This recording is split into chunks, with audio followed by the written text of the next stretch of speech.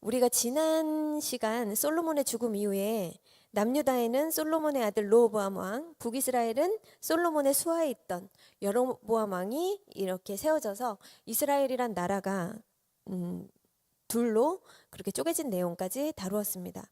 그런데 특징은 두 왕 모두 하나님의 말씀을, 하나님의 언약을 완전히 무시하고 완전히 배제하고, 그리고 전혀 의식하지 않는 그런 대담한 정치 성향을 가지고 세상적이고 인본주의적인 그런 정치를 해 나가죠. 그런데 이것은 그냥 말이 좋아서 대담함이지, 여러분, 하나님 앞에서 겁이 없다? 이거는 대담함도 아니고 용기도 아니에요. 이거는 무식한 거고 무지한 거예요. 예. 그래서 지난 시간 12장을 보면서 우리는 더욱 느낄 수 있었죠. 무엇이다? 하나님을 믿는다는 것은 무엇이다? 곧 하나님을 경외하는 것이다. 하나님을 두려워하는 것이다. 여러분, 하나님 두려워하셔야 됩니다. 네. 불신자들은 하나님 두려워하지 않아요. 그래서 하나님이 세상에 어떤 경고를 한다고 해도 아랑곳도 하지 않습니다. 절대 내 인생은 나의 것. Don't touch. 그리고 심지어 신자들도요. 여러분들도 다 이렇게 하나님이 깊숙이 들어가면 다 있을 거예요. 여러분들도 딱 하나님 여기까지는 들어오지 마세요 하는 그런 영역이 있어요. 또 우리 지우가 이제 한 살 한 살 나이를 먹을수록 자기만의 영역을 만들거든요. 엄마 지금부터 내 방에 들어오지 마, 이런 것처럼. 그게 이제 우리의 자아가 이제 형성되는 것인데, 이런 것처럼 신자들도 하나님 여기까지만 들어오시고요, 이 부분은 건드지 마세요. 이 부분 절대 손대면 안 돼요. 이 부분은 제가 우리 성도님들도 다 보면은 몇몇 분은 다 보여요. 딱 이 부분 딱 바리케이트 딱 치고. 근데 여러분, 나만 힘들어져요, 인생이. 그러니까 이 바리케이트 빨리빨리 치워버려야 돼. 근데 하나님 어디까지 들어오신다? 내 폐부 심장까지 들어오신다. 그냥 다 오픈하셔야 돼요, 하나님 안에서. 하나님 나를 통치하시려거든 마음대로 하세요. 근데 여러분들이 결혼을 했는데 남자가 월급을 얼마 받는지도 몰라요. 나 너한테 그냥 관리를 맡길게 하는데, 딱 자기 어떤 영역은 딱 딴주머니 차고 딱 얼마 주면서 너는 이것만 관리해, 이렇게 얘기해요. 그러면 아내로서는 굉장히 나한테 관리하라면서 맡길 거면 다 맡기지 왜 저렇게 왜 이렇게 바리케이트를 쳐? 그 되게 기분 나쁜 거잖아요. 하나님도 똑같아요. 야, 너는 말로는 내가 주인이라고 하면서 그렇게 딱 쉴드 치고 네가 네 영역 이렇게 딱 만들면서, 그러면 하나님도 그래? 그럼 나도 그럼 거기까지만. 그리고 나중에 그거 계속 하나님 다루십니다. 그래서 여러분, 하나님께 맡기시려면 제대로 화끈하게 맡기시고, 만약에 그게 아니다 거리를 두실 거면은 그냥 확실하게 그냥 세상으로. 왜냐하면 이 중간에 있는 고달파요. 고달파. 우리 하나님은 일단 내 자녀다. 그럼 제가 항상 얘기하잖아요. 우리는 죽을 때까지 성화한다. 하나님의 욕심은 끝이 없어요. 네, 멈춤이 없습니다. 그래서 우리 성도들은 절대로 그러면 안 돼요. 그래서 제가 지난 시간 나누었지만 하나님 믿는다는 것은 사랑한다는 것이다. 근데 사랑하는데 고차원적으로 사랑하는 건 뭐다? 그 사랑을 넘어서 그 상대를 두려워하는 것. 그게 고차원적인 사랑이에요. 네, 그래서 그런 자들은 반드시 하나님을 두려워함으로 사랑에서 경외함까지 흘러가는 것입니다. 그래서 여러분들은 하나님의 아주 세밀한 사인과 세밀한 음성에도 크게 반응하시는, 그러니까 하나님 앞에서는 리액션이 커야 돼요. 하나님 와서 성미야, 이쯤에서 이거 그만해야지. 그럼 오케이 하나님, 이렇게 해야지. 지금 무슨 소리야? 내가 잘못 들었지? 그러면서 내 갈 길 가잖아요. 그러면 이제 힘들어져요. 그래서 여러분들, 하나님 앞에서는 리액션이 커야 돼요. 그러면은 하나님이 아이고 그래도 네가 노력하는구나, 이쁘다, 그걸로 인정해 주세요. 여러분, 우리가 하나님께 다 맡긴다는 그런 인생의 가장 큰 축복은 뭐예요? 하나님께 내가 정말 나의 모든 영역을 하나님께 맡긴다라는 것은 내 인생에 내가 죽을 때까지 책임질 일이 없다는 거예요. 자, 내가 사업에 실패를 했어. 그럼 하나님께 순종하다 실패했어. 그거 내가 책임질 거 아니에요. 아버지 속 아니야. 아버지가 책임지셔야 돼. 그러니까 우리는 하나님께 모든 것을 하나님에 의해서 하나님 안에서 하나님으로 말미암아 해야지, 우린 뒤탈도 없고 우리가 책임질 일도 없어요. 그리고 잘못된다 한들 반드시 선으로 귀결돼요. 근데 내가 하고 내가 결정하고 내가 판단하고 내가 추진하는 모든 것들은 처음엔 잘 되는 것 같아, 인간적인 지식으로. 근데 결국엔 나중에는 내가 다 책임질 일이 반드시 생깁니다. 예. 그래서 우리는 돌아가지 말자. 때로는 느린 길 같고, 때로는 그게 돌아가는 길 같아도 그게 가장 지름길이다. 그래서 우리는 하나님과 동행하는 인생이 가장 내 인생의 지름길이며 가장 완벽한 인생임을 우리가 알아야 되겠습니다. 우리가 어른들 얘기 들어서 잘못된 거 하나도 없잖아요. 그래서 이런 얘기를 많이 하잖아요. 어른들이 근데 우리가 어른들 얘기를 잘 들어도 잘못될 게 없다. 그러면 여러분 하나님 말씀을 잘 들으면 어떻게 될까요? 그래서 성경은 끊임없이 너희들 아버지께로 돌아와라. 아버지께로 돌아와라. 아버지와 화목해라. 제발 하나님과 화목하게 지내라. 이게 구약의 모든 내용이에요. 너의 인생이 그냥 축복의 길이다. 하나님과 화목하고 살아라. 이게 그냥 구약의 모든 얘기예요. 그래서 여러분 하나님을 두려워하면서 구약의 역사들을 통해서 우리 인생 경영에 우리들의 신앙에 여러분 잘 적용하시기를 바라요. 그래서 우리는 하나님께 나의 모든 것들을 내어 맡겨야 됩니다. 근데 내어 맡길 때 우리가 뭐 물질만 내어 맡기는 게 아니잖아요. 여러분들 지금처럼 시간 들여, 물질 들여, 마음 들여, 에너지 들여, 그 여러분들이 이렇게 하나님께 드리는 것인데 그래요. 부모들이 하나님이 계속 그래요. 너희들한테 나에게 다오. 네 마음 나에게 다오. 네 시간 나에게 다오. 너 나한테 다 바쳐라. 그런 얘기를 많이 하잖아요. 근데 여러분 생각해 보세요. 이제 자식 낳으신 분들은 특히 우리 권사님들은 되게 공감을 많이 하실 건데 자식이 결혼하거나 결혼을 안 했어도 독립을 했어요. 자식을 다 키워놨는데 자식이 부모를 보러 올 때마다 빈손으로 와요. 그러면은 부모 마음이 아무리 내 자식이어도 저 자식 저거 불쌍놈이네. 나 저렇게 안 키웠는데 부모한테 저렇게 1년에 몇 번 안 찾아오는데 빈손으로 와? 근데 내가 부자예요. 근데 자식이 그렇게 빈손으로 오잖아요. 그러면 부모는 저거 불쌍놈이네. 이렇게 생각하는 거예요. 그렇죠? 근데 자식한테 물어보니까 자식의 입장은 그래요. 우리 어머니 돈 많은데 뭘 사와요. 우리 엄마 아버지 돈 많은데 무슨 용돈을 드려요. 그래 사람들이 하나님 능력 많고 하나님 물질 많고 하나님 모든 거 다 하나님 거잖아요. 왜 우리한테 자꾸 바치라 그래요. 똑같은 거예요. 근데 우리가 엄마 아버지 찾아뵐 때 조금이라도 봉투에서 드리고 과일이라도 좀 좋은 거 사서 보내드리고 맛있는 거 있으면 부모님 보내드리고 아무리 부자여도 이렇게 하면 우리 부모님들은 어떻게 해요? 자식이 나한테 10만 원 주면 내가 100만 원 바리바리 싸들고 돌려서 보내잖아요. 자식이 오면 자식이 100만 원 줘. 그러면은 부모들은 1000만 원어치 싸다가 자식한테 해서 다시 보내잖아요. 우리 하나님도 똑같아요. 하나님이 원하는 건 물질도 아니고 아무것도 아니야. 그럼 뭐예요? 네 인생에 내가 주인이냐? 너희는 나를 뭘로 생각하니? 이런 거예요. 너희는 나를 아버지라고 생각하니? 너희들 나를 주인이라고 생각해? 근데 왜 너희들 마음 안 줘? 너희들 왜 제대로 신앙생활 안 해? 왜 너희들 주일성수 제대로 기본 안 지켜? 왜 11조 안 해? 이런 거예요. 다 이게 맥락이. 하나님 부족한 게 아니에요. 근데 우리가 그 사람 도리랑 똑같아. 그것도 우리 믿는 자 도리가 아니잖아요. 그래서 우리는 하나님 앞에 뭔가를 드린다. 그러면 이 있는 거 항상 내 인생은 아버지가 주인이시고 내 몸뚱아리 이것은 아버지 주인이시고 내 삶은 아버지 통치시고 그게 명확해야 돼요. 그래야지 우리 신앙인들은 인생이 술술 풀려요. 술술. 네. 그래서 어찌됐든 여러분들은 구약의 역사를 통해서 여러분들이 삶이 플러스 인생이요. 인생 경영이 정말 합당하게 잘 이루어져서 하나님을 믿어도 물론 시련도 있고 고난도 있고 인내할 일도 있겠지만 하나님의 풍성한 복을 마음껏 누리시고 행복하고 감사해야 하고 그런 인생이 되시기를 바랍니다. 우리가 지난 시간 살펴본 열왕기상 12장에서 북이스라엘 왕이었던 여로보암 기억하시죠? 하나님이 솔로몬의 추락 중에 여로보암이라는 평범한 사람에게 솔로몬에게 했던 약속을 선지자를 통해서 그 평범한 한 남자에게 하시죠. 너가 내 명령을 잘 지키고 내 규례와 법도를 외면하지 않고 잘 지키면 내가 너의 그 왕권을 아름답게 세워나가리라 그런 약속을 주셨어요. 근데 여로보암은 그 이후로 전혀 하나님에 대한 언급도 없고 하나님을 의식했다, 하나님을 생각했다 이런 것도 없어요. 무시하고.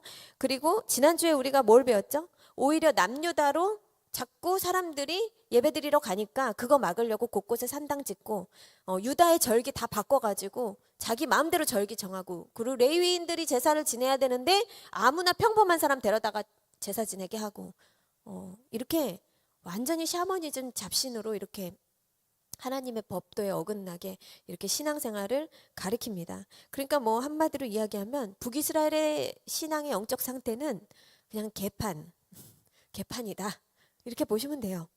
그렇게 여로보암은 자기 입맛대로, 임의대로, 편의대로, 자기 마음대로 종교의식을 바꾸고 북이스라엘이란 나라를 완전히 우상을 섬기는 나라로 그렇게 둔갑시켜 버렸습니다. 그런데 여러분, 하나님이 가장 미워하시는 죄가 있어요.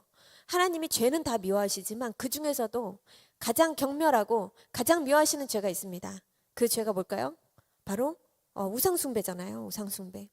여로보암의 죄는 하나님 앞에 어떤 상태냐면, 여로보암 자기는 모르겠지만 지금 무슨 짓을 하고 있냐면 머리에 숯불을 놓고 살고 있는 상태예요.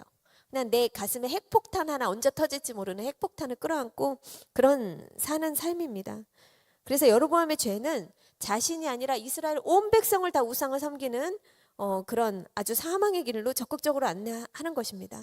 그래서 열왕기상 13장은 그런 여로보암의 저주와 심판에 대해서 경고한 장이라고 볼 수 있습니다. 이제 내용을 요약해 보자면 하나님께서 유다의 한 선지자를 북이스라엘로 보내요. 그래가지고 이 선지자를 통해서 예언을 합니다. 앞으로 요시아라는 다윗 집안의 왕이 나타나서 이 제단에서 산단 제사장들의 뼈를 태울 것이다. 그 증거로 지금 제단이 갈라지고 재가 쏟아질 것이다. 이렇게 선언을 합니다. 그러니까 지금 예배를 집도하고 있는 너희들이 세운 제사장들 아마 아마 그 잿가루가 될 거야. 뭐 이렇게 심판을 예언한 것이죠. 근데 이 얘기를 여로보암이 듣고 어땠을까요? 당연히 이 선지자에게 분노하겠죠. 그래서 이 선지자를 죽이려고 하겠죠. 그런데 이 선지자를 해하려는 순간에 이 여로보암의 손이 말라버려가지고 이 손이 움직이질 않게 됩니다. 그러니까 여로보암 왕이 무서워서 이 선지자에게 잘못했습니다. 제발 제 손을 좀 다시 좀 멀쩡하게 회복시켜 달라고 그렇게 부탁을 해요. 그러니까 이 하나님의 사람이 기도를 합니다. 그러니까 여로보암의 손이 다시 낫게 됩니다. 그러니까 이제 여로보암 왕이 이 사람 내가 함부로 보면 안 되겠구나. 진짜 하나님의 사람이구나. 그래서 이 사람에게 예물도 바치고 밥도 좀 같이 먹게 함께 가자. 이렇게 이야기를 하는데 이 선지자가 이야기를 해요. 하나님이 갔던 길로 되돌아오지도 말고 여기 안에서는 경내에서는 어떤 음식도 먹지 말라고 했고 어떤 예물도 어떤 뇌물도 받지 말라고 했습니다. 이렇게 이야기하고 거절을 합니다.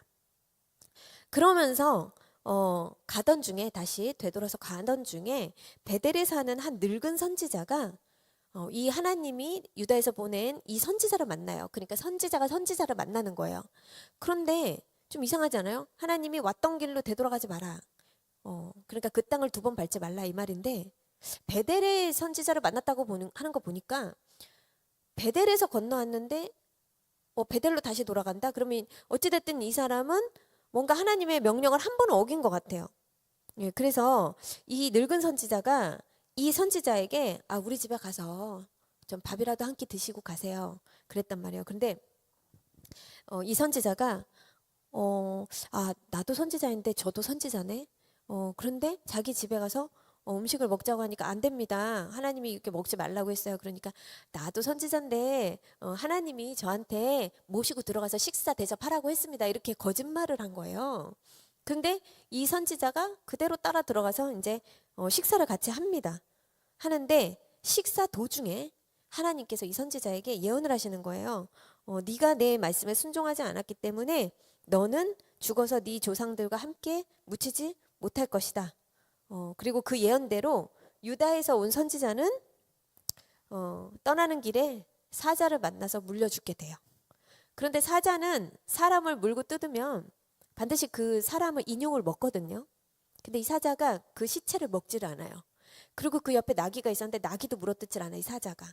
그러니까 이 사자는 배고파서 물어뜯은 게 아니라 뭐예요? 하나님이 보낸 사자인 거죠. 그러니까 누구도 이 상황을 보면 지금 사자에게 물어뜯긴 게 아니라 저 사람 뭔가 하나님이 저 사람을 이렇게 뭔가 일이 있었나 보다 이렇게 생각할 수밖에 없는 그런 상황을 하나님께서 이제 연출을 하십니다. 우리는 스토리상 굉장히 두려운 하나님 보게 되죠. 그래서 예언대로 이 선지자는 객지에서 객사를 해요. 그래서 자기 고향으로 돌아가지 못합니다. 그럼 여러분 이 줄거리가 우리에게 경고하는 것은 무엇일까요? 그리고 한편으로는 그런 생각 들지 않아요? 아니 근데 그 밥 한 끼 얻어먹은 거 가지고 꼭 그렇게까지 하셨어야 됐나? 그런 생각 첫 번째. 두 번째는 그리고 거짓말한 늙은 선지자를 심판해야지 왜 얻어먹은 선지자를 심판하셨지? 이런 생각을 하게 되는 거죠. 근데 저는 개인적으로 사람의 호의나 어떤 친절을 잘 거절을 하지 못해요. 그래서 저도 이 거절을 하지 못하는 것 때문에 하나님께 연단을 참 많이 받았거든요. 그런데 거절을 못하는 성격이 하나님을 믿는 자녀들에겐 상당히 좋지 않아요. 여러분 얼마나 단호하십니까? 우리 성도들 보면은 이 사람과 사람 간의 얽힌 일부터 시작해서 어떤 직장에서의 관리, 시간 관리 뭐 여러 가지로 보잖아요. 그럼 하나님보다 사람 눈치를 더 보고, 예. 그리고 쉽게 끊어내야 되는데 거절 못하고, 저 사람이 날 이러면 좀 이상하게 생각하지 않을까? 이게 항상 우리에게 있거든요. 근데 하나님은 우리가요 예수 믿으면서 단호할 때 굉장히 단호하게 원해요. 예. 그래서 저도 그 부분을 굉장히 많이 다룬받았어요. 제 그 가장 친한 동역자가 레슨을 해주거든요. 레슨. 근데 이 친구가 이제 보컬 레슨을 하는데 보컬 레슨은 굉장히 레슨비가 비싸요.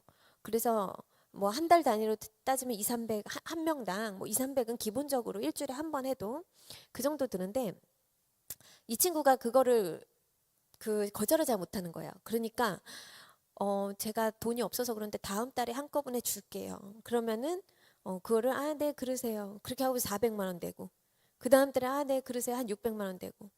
근데 나중에 이 친구가 이게 안 되니까 핸들링이 안 되니까 하나님 어떻게 연단하셨냐? 800만 원을 띄어먹고도 억울하게 재판까지 갈 정도로.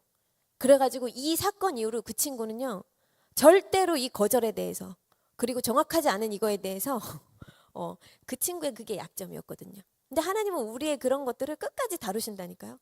근데 이 친구는 제대로 제대로 훈련을 받아가지고 아주 그 뒤로는 아주 돈을 많이 벌고 아주 지혜롭게 그렇게 행동을 했었죠. 여러분, 우리가 거절을 못하는 성격이 우리 그리스도인들은 어떠냐? 우리가 가슴은 뜨거워도 머리는 차가워야 돼 항상. 그래야 하나님의 뜻을 분별할 수 있고요. 가장 큰 거. 우리 그리스도인들이 많이 속는 게 뭐예요? 인정마귀. 그놈의 인정 때문에 같이 망해. 저 사람 혼자 망하게 내버려둬야 되는데 같이 망한다고요. 근데 그거는 하나님이 역사하시는 게 아니라 인정마귀. 그러니까 우리가 도와도 항상 하나님께 묻고 도와야 돼. 묻고. 그리고 아닌 것에 대해서는 우리가 타협을 하면 안 되는 것입니다. 그래도 오는 길에 선지자를 만났고 이 선지자가 거짓말을 해서 거기 들어가서 음식을 먹고 마신 것인데 이 선지자를 하나님께서 그렇게까지 잔인하게 심판하신 이유는 뭘까요? 더더욱이 이 선지자는요 지금 금식 중이잖아요. 그러니까 아무것도 먹지 못한 상태고 굉장히 허기진 상태고 뭐 심신이 아주 쇠약해 있는 상태였을 거예요. 그래서 저는 개인적으로 보면 하나님의 심판이 너무 가혹하지 않나 이런 생각도 드는 것이죠. 그리고 이 늙은 노인네의 호의와 친절을 이렇게 막 뿌리친다는 것도 사람에게는 쉽지 않으니까. 그런데 우리는 그러면 이렇게 자칫하면 잔인해 보일 수 있는 하나님의 이런 심판에 대해서 좀 더 주의 깊게 보고 좀 더 깊이 묵상할 필요가 있다는 것입니다. 여로보암이라는 왕 한 사람으로 인해서 이스라엘의 그 절반의 백성들은 그 영혼이 멸망길로 지체하지 않고 지금 달려가고 있었고 그 온 땅은 우상으로 더럽혀져 있었어요. 이때 하나님은 작은 선지자를 남왕국 유다로부터 파송을 한 것이죠. 하나님은 이렇게 외치는 자를 세워서 한 민족을 회개케 하십니다. 그래서 하나님은 어떤 사람을 회개케 하기 위해서 항상 어떤 방법을 쓰셨다? 구약부터 지금 현재까지 항상 메신저, 하나님의 말씀을 전하는 선지자들을 통해서 항상 심판을 예고하십니다. 요나의 심판, 예레미야의 심판, 이사야의 심판, 모든 구약의 선지자들은 다 심판을 예고했던 선지자들이에요. 그들의 입술을 통해서 말씀하십니다. 이때 선지자는 하나님으로부터 직접 미션을 받아요. 그런데 이 늙은 선지자가 거짓말을 했을 때 기도조차 하지 않고 확인 절차도 하지 않은 채 그 집에 들어가서 음식을 먹게 됩니다. 여러분, 하나님이 뭔가를 우리들에게 요구하실 때 그것이 변경되기란 참 쉽지 않는데 그는 그것을 간과했죠. 그런데 저는 이걸 깊이 묵상하기 위해서 무슨 생각을 하냐. 이 사람이 정말 그런가? 하나님, 나 지금 배고파서 죽겠는데 진짜 저 선지자 말이 이 하나님이 이 사람 보냈나? 정말 이 사람한테 말을 하셨나? 하고 먹었다면 정말 우리 마음의 중심에 아무 거리낌 없이 진짜 순수하게, 정말 순수하게 속아서 그렇게 먹었다면 하나님 과연 이렇게까지 징계하셨을까라는 생각이 들어요. 그러니까 저는 무슨 생각을 하냐면, 이건 그냥 제 생각이에요. 그는 너무 배가 고파서 너무 힘들었는데 마침 그 선지자를 만났고 그 선지자에게 책임을 떠넘길 수 있는 기회가 생겼기 때문에 알고도 일부러 기도하지 않은 게 아닐까 싶어요. 이 사람이 이렇게, 이 사람 핑계로 빌미로 내가 좀 먹을 수 있지 않을까? 그러니까 음식을 먹고자 일부러 기도하지 않은 것일 수도 있다라는 생각을 하는 것이죠. 제 생각엔. 그 우리들이 참 많이 하는 실수입니다. 성도들이 되게 많이 하는 실수예요. 답정남 답정녀, 자기소개서 다 정해놓고 형식적으로 기도하는 거. 진짜 많아요. 그런데 하나님은 그걸 벌하시는 게 아닐까 싶어요. 그걸. 내 마음이 그것을 원하면 굳이 기도를 깊이 하지 않고, 그리고 그 사람을 더군다나 그 사람에게 책임을 전가할 수 있는 좋은 기회이고, 그래서 이 선지자 역시 그럴 수 있었을 것입니다. 그러나 사람 마음은 다 비슷하여도 순종하는 자녀들의 특징이 있죠. 근데 순종을 잘하는 자녀들의 특징이 뭐냐? 그래도 무조건 기도한다는 것이죠. 무조건 하나님께 묻고 결정한다는 거예요. 자, 여러분 성도들이 정말 묻고 기도하는 성도들이 순종을 해요. 순종을 안 하는 성도들은 묻는 것 같은데 형식적으로 한다니까요, 정말. 그래서 결국엔 불순종의 길을 가요. 자기는 기도했다고 하지만. 그래서 사람 말이 기준이 아니라 하나님의 말씀과 명령이 그럼에도 불구하고 더 중요한, 그것이 기준이 될 때, 그거 외에는 우선시되지 않을 때, 그때만이 우리가 이런 시험을 이길 수 있다는 거예요. 그래서 여러분, 우리가 답을 정해놓고 기도하는 것은 굉장히 위험해요. 왜? 불순종해서 위험한 게 아니라 그 안에 하나님을 기만하는 것이 있기 때문에. 근데 우리 하나님은 우리 폐부를 보시거든요, 중심을. 그럼 하나님 그걸 기만으로 봐요. 그게 적든 크든, 아주 사소하든 아주 대범하든 그건 관계없어. 근데 우리 하나님은 음흉한 거 제일 싫어해. 음흉한 게 뭐예요? 거의 아닌 것 같아. 누구도 다 몰라. 나만 아는 것도 나도 거의 무의식적으로 알아. 그 정도의 음흉함도 하나님 앞에 통하지 않는다는 사실이에요. 그래서 우리는 하나님 앞에 순수하잖아요. 이렇게까지 징계받지 않아요. 정말로. 그래서 여러분, 하나님이 이 선지자에게, 왕에게 아무것도 먹지 말고 북이스라엘 땅에서는 어떤 음식도 먹지 말라고, 왔던 길 되돌아가지 말라고, 그 미션은 그럼 뭘까? 이 선지자는 만약에 하나님이 왜 하고 많은 미션 중에 이런 미션을 주실까? 이것만 진지하게 생각했어도 통과를 해요. 자, 하나님이 왜 사랑하는 종에게 먹지도 말고 왔던 길 되돌아가지도 말고 예물도 받지 말고 뇌물도 받지 말라 그렇게 얘기한 건 무슨 의미일까요? 그만큼 북이스라엘이 더럽다는 것을 너 한 사람이 증명해야 돼. 거기 음식은 먹지도 말고 그 땅은 밟지도 말고 그 땅에 있는 모든 물건은 만지지도 말고 그 정도로 네가 그걸 지켜야지만이 이 땅의 더러움을 너가 상징적으로 예언하는 거야. 그러니까 하나님은 어떻게 보면 이런 미션을 주신 것 같아요. 그런데 이 사람이 그 늙은 선지자의 집에 먹는 순간 이 모든 하나님 미션이 다 깨져버렸어. 다 깨져버렸어. 이 선지자는 돌아오는 길에 그랬겠죠. 그래, 여로보암 왕에게 잘 예언했고 잘 끝났고 잘 경고했고 나는 미션 완료! 이렇게 생각했을 수도 있겠죠. 그런데 하나님은 그게 아니라 나를 하나님의 얼굴로 보낸 거야. 하나님의 대사로. 근데 완전히, 그러니까 그거예요. 하나님이 어떤 사람을 정해서 그 사람을 그 땅에 보냈는데 그래서 그 사람의 깨끗함을 보고 그 사람들이 부끄러워하길 바랬는데 거기서 뇌물을 먹고 온 거예요. 그러니까 하나님의 얼굴을 더 더럽힌 거지.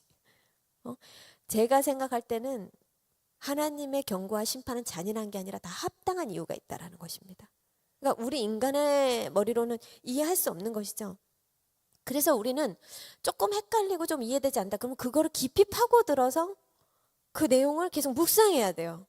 그래야지 뭔가 찾을 수 있어. 근데 그것도 제 답안일 수 있지만 어쨌든 성령 안에서 계속 묻고 그러면서 더 깊이 하나님의 이 심판이 어떤 것을 의미하는가, 우리에게 어떤 메시지를 주고 있는가, 그걸 깊이 고민할 수 있는 거고 그걸 나에게 적용할 수 있어야 되는 것이죠. 그래서 여러분 지금 그 선지자는 하나님의 명령의 의미를 다 알지 못하고 그냥 문자적으로 이해했기 때문에 그렇기 때문에 스스로 나는 이만하면 됐다, 난 잘했다 이렇게 생각했을 수 있다라는 거예요. 그렇다면 여러분 여기서 또 적용은 어떻게 할까요? 자, 하나님이 우리에게 뭔가 순종을 요구하고 우리에게 명령을 했어요. 근데 여기 내 주관적인 해석, 내 주관적인 입장, 내 주관적인 변명과 이유가 들어가면 어떻게 된다? 완전히 얘기가 다르게 흘러간다는 거야. 그러니까 하나님의 말씀과 명령 앞엔 덧붙이지도 말고 빼지도 말고 하나님 그렇게 하라고 했으면 그냥 하는 거예요. 아니라고 하면 안 하는 거예요. 이해가 되지 않아도. 저는 우리 성도님이 우리 그 기도 노트에 목사님 이랬다가 저랬다가 저는 목사님 이해할 수 없어요. 이렇게 썼더라고요. 근데 너무 솔직하지 않아요? 저는 너무 좋은 것 같아. 이런 소통이. 저는 그래서 그 성도의 그런 순수함이 너무 아름다워요. 저는 음흉한 거 싫어한다 그랬잖아요. 너무너무 가감없이 솔직한 거예요. 목사님 저는 교회를 한 10번은 뛰쳐나가고 싶었어요. 얼마나 솔직해요. 그럼 제가 좀 돌아보시다 오세요 그러죠. 저는 이런 성도님들을 사랑합니다. 저는 맑고 순수하고 진정성 있는 그런, 그리고 솔직하고 그런 성도들 사랑해요. 네. 어찌됐든 간에 여러분 우리는 주관적 내 생각과 판단이 들어가면 안 됩니다. 유다의 선지자는 그 즉시로 사자에게 물려 죽는 심판을 받았습니다. 그래서 제 생각에는 이 늙은 선지자가 심판받아야 맞는 것 같이 보였으나 하나님은 반대로 이 선지자를 심판하셨죠. 그래서 우리는 여기서 또 뭔가를 깨닫습니다. 무엇을 깨닫냐? 우리는 누구의 죄가 아닌 내 자신의 죄로 심판받는다. 예, 누구도. 아담과 하와를 꼬인 마귀가 심판을 받은 게 아니라 하나님은 인간을 심판하셨듯이 하나님은 거짓의 늙은 선지자가 아니라 하나님의 선지자를 엄히 징벌하신 거예요. 그런데 이 늙은 선지자는 이 머리카락 하나 상치 않았거든요. 그럼 내가 하나님 이름 팔았잖아요. 에이 하나님이 먹어도 된다 그랬다고. 거짓말했잖아요. 근데 이 사람 징계 왜 안 받았게요? 제가 생각한 거는 이 늙은 선지자는 순수한 거예요. 그냥 내가 하나님의 사람으로서 선지자를 대접하고 싶었던 거야. 그러니까 하나님 먹지 말래. 괜찮아 들어와 하나님이 다 먹어도 된다 그랬어. 그 우리 엄마가 잘하는 그런 거짓말인데 응? 아우 그냥 괜찮아 목마르 지금 한 잔 마셔 이렇게 그러니까 이 선지자도 그냥 이 선지자를 대접하고 싶은 마음에 괜찮아 하나님도 이런 건 뭐라 안 해 해서 먹고 가 이런 마음이었던 것 같아. 그 이런 마음은 너무 그냥 좋은 마음 순수한 마음. 근데 그게 어디서 증명되냐? 이 뒤에서 이 늙은 선지자가 이 선지자가 사자에 물려 죽잖아요. 엄청나게 슬퍼해요. 그리고 이 사람 묘자리에 나도 옆에 같이 묻어달라 그래요. 그러니까 이 늙은 선지자는 사랑이 되게 많았던 사람이에요. 그러니까 하나님은 무엇을 보신다? 우리의 중심을 보신다. 예, 우리의 말과 행동이 아니라 하나님 우리 중심 다 아신다니까요. 정말 내가 억울하게 속았는지, 정말 내가 억울하게 죄를 졌는지, 아니면 내 안에 사악한 마음이 조금이라도 있었는지, 내 안에 아무리 깨끗해 보여도 음흉스러운 마음이 있었는가, 우리 하나님 그걸 보고 우리를 판단하세요. 아주 무서우신 분입니다. 우리는 속일 수가 없어요. 그래서 어찌됐든 간에 하나님은 이 선지자가 어쨌든 사자에 물려서 죽었잖아요. 그걸 통해서도 끝까지 북이스라엘에 하나님이 얼마나 두려운 분인가를 경고하십니다. 그러니까 우리 인간은 하나님 앞에 불순종해도 하나님은 자신이 이루고자 하는 목표를 반드시 이루신다. 하나님의 계획은 예정은 꺾이지 않는다. 이게 너무 놀랍지 않습니까? 우리의 자유의지를 초월해서 하나님은 당신의 계획을 완벽하게 이루시는 분. 그래서 북이스라엘은 정말 하나님을 두려워하게 되었어요. 여러분 정말 근데 안타까운 것이 이 사건 후에도 여로보암은 악한 길을 버리지 않고 아무나 산당 제사장으로 세워서 계속 재앙의 길로 가고요. 나는 내 갈 길을 갑니다. 여전히 아무것도 두려워하지 않고 의식하지 않고 자기 갈 길을 갑니다. 그래서 저는 이런 얘기를 나누고 싶어요. 사람이 망할 것 같으면 아무 얘기도 그 어떤 것도 들리지 않고 그 어떤 것도 바꾸지 않고 고치지 않고 변화하지 않는다. 그 마음이, 그 굳은 마음이, 그 완악한 마음이 부서지질 않는다는 거예요. 어떤 상황에서도 이 망할 자들은 회심을 하질 않아. 이건 저주인 것입니다. 초대왕 사울을 보고도 우리가 확실히 보았죠. 죽을 때까지 난 하나님의 사람이 아니야. 죽을 때 내가 칼 맞았어도 하나님, 제가 정말 이렇게 비참하게 죽는 거 보니까 제가 그동안 정말 잘못 살았나 봐. 이러질 않고 뭐예요? 나 자존심 상하니까 내가 죽을게. 내가 자살할게. 내가 너네 따위한테는 죽고 싶지 않아. 그러니까 왕으로서 자존심 끝까지. 이게 중요해. 그러니까 그것만 봐도 사울은 하나님의 사람이 결코 아니었다라는 것이죠. 내가 하나님의 사람으로서 죽고 싶은 게 아니라 죽을 때까지 내 자존심에 스크래치 하나 남기면 안 되는 거예요.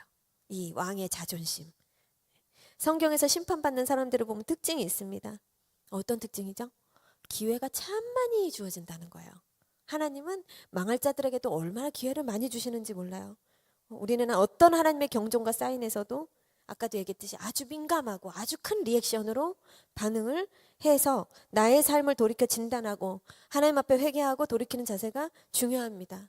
정말 보면 시편 기자가 그래요. 내가 아버지 고난을 통해서 주님의 율례를 배우게 되었습니다. 그런데 여러분,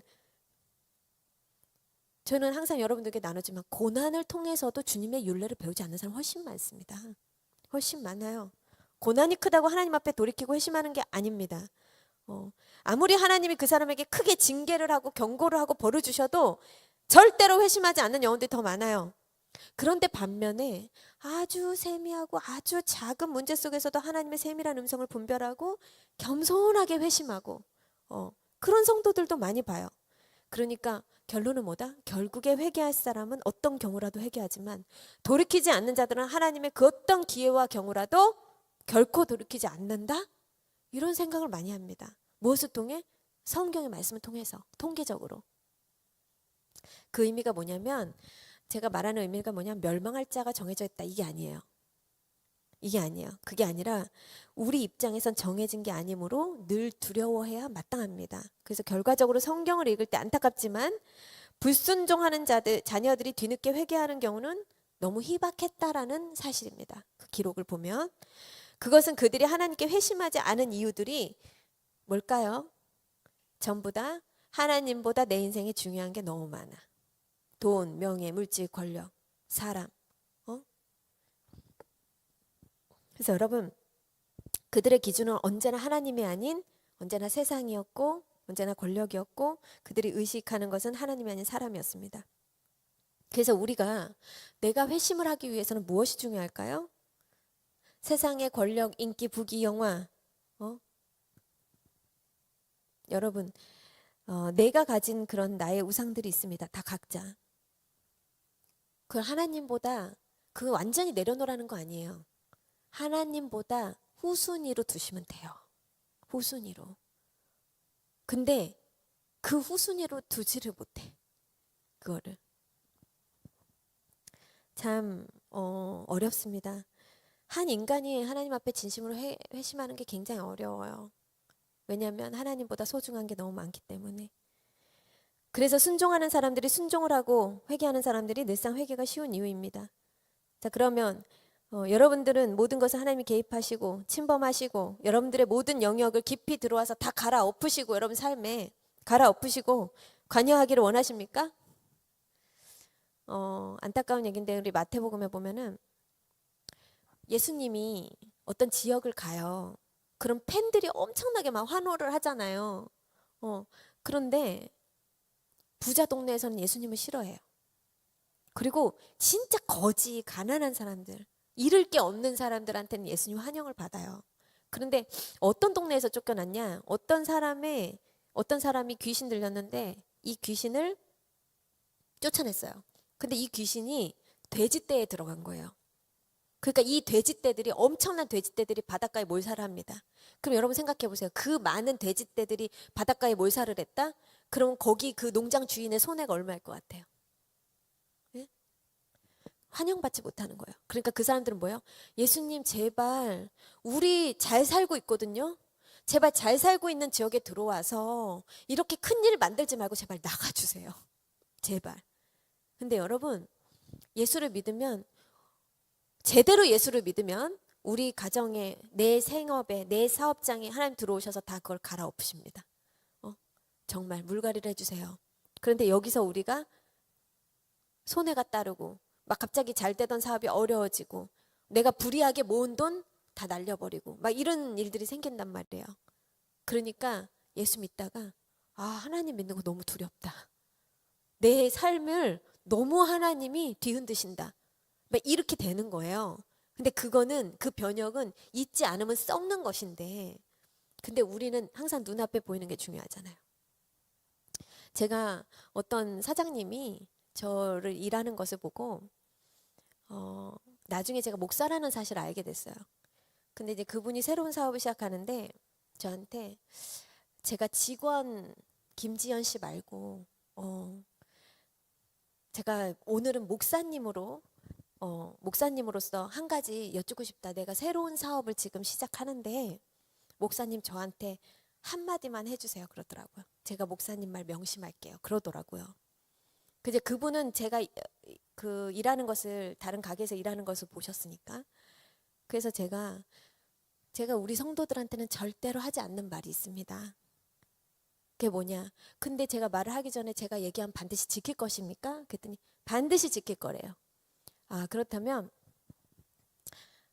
지금 교회를 다니시는데 초신자니까 그런데 이제 힘들 때 하나님 막 이렇게 믿고 있는 그런 상태였어요. 그래서 제가 장사를 시작하게 되신다면 반드시 이 두 가지만 지키시면 됩니다. 그랬더니 뭐니에요? 그래서 주의 성수와 11조, 이 두 가지는 생명을 걸고 하세요. 그러면 사장님이 아무리 사업 수단이 없고 아무리 힘들어도 사장님 사업 많이 어렵지 않습니다. 제가 그 얘기를 했거든요. 지금 딱 1년이 지났어요. 근데 그게 제가 볼 때는 3개월도 못 가더라고요. 제가 이 여론기상을 보면서 그분 생각이 좀 많이 나더라고요. 그래. 그러면 제가 그 얘기를 할 때, 목사님, 저 그거 너무 자신 있어요. 저는 어려운 미션 주실 줄 알았는데 너무 쉽다는 거예요, 그거는. 그래서 목사님, 제가 그거는 생명 걸고 지키겠습니다. 아니더라고요. 주일날 맨날 놀러 다니고 그러시더라고요. 그러니까 사람이, 이 하나님은 다 기회를 주세요. 기회를 주시고 다 경고를 주시고. 근데 어떨까요, 여러분? 잘 될 리가 없죠. 잘 될 리 없죠. 여러분, 하나님이 얼마나 나를 사랑하고 좋으신 아버지 되시는지 알지 못하기에, 우리는 하나님을 알지 못하기에 신뢰하지 않고 믿지 않고 따를 수가 없는 거예요. 우리는 하나님 명령이 내가 들었을 때 별 대수롭지 않은 명령인 것 같아도, 여러분 그게 여러분들의 어떤, 정말 여러분들에게는 아주 대수로운 그런 명령이어야 돼요. 내가 그렇게 들릴지라도 아주 생명 걸고. 그래서 여러분들에게는 하나님의 말씀이 어떤 거는 중요해 보이고 안 중요해 보이고. 그리고 제가, 목사인 제가 여러분들 손을 잡고 막 간곡하게 부탁하는 게 있고 지나가면서 흘리는 말이 있어요. 그러니까 어떤 건 중요해 보이고 어떤 건 안 중요해 보여. 목사님 말도. 근데 하나님 말씀 앞엔 안 중요하고 중요한 거 없어요. 여러분들, 하나님의 말씀은 다 두려운 것이고, 그래서 내가 한나처럼 아무리 정말 정신없는 엘리 제사장이 내뱉은 말이라도 내가 그거 하나님의 말씀으로 취하면 그거 내 삶에 이루어지는 거예요. 내가 하나님의 말씀으로 받으면. 그래서 여러분, 이 정도 했으면 됐지, 이 정도 순종했으면 됐지, 이게 아니에요. 이 정도가 없어. 하나님 말씀은 그냥 떨어지는 그대로예요. 내가 지키는가 안 지키는가 그 두 가지밖에 없는 거예요. 안 중요하고 중요한 거 없어요. 다 중요한 거예요, 그거는. 그래서 여러분, 하나님 입에서 떨어지는 모든 말씀들을 모두 다 두려움으로 수용하고 받아들이고 사모하고 순종하여서 하나님의 언약 속에서 이탈하지 않는, 그리고 하나님을 기쁘시게 하는 참된 하나님을 아는 그런 주님의 자녀들이 되시기를, 주님의 기회를 늘 놓치지 않는 저와 여러분들이 되시기를, 그래서 우리 인생이 이삭처럼 아름답고 평탄해야 돼요. 네, 그런 삶이 다 되시기를 소원합니다. 그래서 제가 마지막으로 한마디를 드리면, 하나님께 꺾이는 자가 아름답다. 네, 우리 다 같이 들은 말씀을 생각하면서 기도하는 시간 갖도록 하겠습니다. 잠시 제가 기도 제목을 나누자면, 우리 장경순 성도님 독감으로 많이 편찮으세요. 그래서 기도 부탁드리고요. 그리고 한나 권사님, 뭐 말로는 제가 더위를 드셨다고 그런 얘기도 들었는데, 빨리 건강을 되찾으셔서 예배의 자리를 지켜주실 수 있도록 그렇게 기도 부탁드리고요. 그리고 우리 김종갑 성도님, 우리 희정 아버님 술을 요즘에 많이 드신다고 합니다. 그래서 여러분들 기도가 좀 많이 필요해서 중보 요청하셨어요. 그래서 술 끊으실 수 있도록 기도 부탁드리고, 또 우리 김은미 권사님, 김지원 목사, 저희들 기도 제목이 있어가지고 함께 지금 20일 아침 금식 하고 있어요. 여러분들 이걸 놓고 기도해 주셔서 주님 은혜와 인도하심이 꼭 있을 수 있도록 기도 부탁드리고요. 8월 5일부터 8월 6일까지 청소년부 여름 성경학교 있습니다. 저의 목표는 아이들에게 좋은 추억을, 교회 안에서 너무 행복한 추억을 만들어주는 것이 저의 목표이긴 한데, 이번에 아이들에게 기본을 가르쳐 줄 거예요. 신앙의 기본. 그리고 그 신앙의 기본이 우리의 생명이라는 것을 제가 강조할 것입니다. 그래서 우리 아이들이 삶이 정말 하나님 안에서 아름답게, 그래서 그 여름 성경학교를 위해서 여러분들이 다 같이 기도해 주시고, 제가 단톡방에 올려드린 우리 기도 제목 같이 함께 해주시고, 또 내일 있을 우리 태희 성도님의 개업 예배를 위해서 여러분들 다 같이 기도해 주시면 감사하겠습니다. 우리 기도하시겠습니다.